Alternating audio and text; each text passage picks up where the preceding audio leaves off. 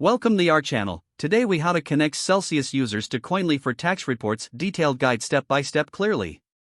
To connect Celsius users to Koinly for tax reports, you need to follow a few simple steps. Begin by logging into your Celsius account. Once logged in, navigate to the Transaction History section. Here, you'll find a comprehensive list of all your transactions. Export your transaction history as a CSV file. Make sure to select the correct date range for your tax reporting period. Once the CSV file is downloaded, open your Koinly account. If you don't have an account, create one by following the sign-up process. After logging into Koinly, go to the Import section of the dashboard. Click on Import from File to upload your Celsius CSV file. Select the file you downloaded earlier. Koinly will process the file and import all your transaction details. Review the imported data for accuracy.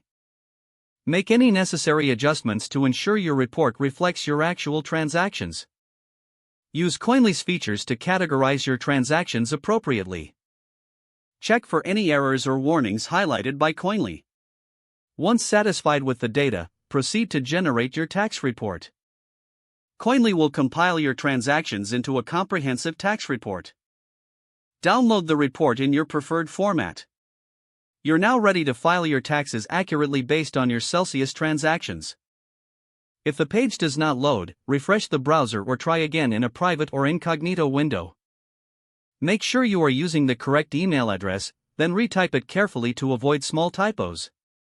If your password is not accepted, use the reset option and create a new strong password you can remember. Check your spam folder for verification or security emails, then complete any requested confirmation steps. Enable two-factor authentication if available to improve account security and reduce unauthorized access risk. After signing in, review your profile details so your contact information and settings are accurate and current. If you see an error message, note it down and try again after restarting your device and internet connection. Log out when you finish, especially on shared devices, to keep your account and payment information secure.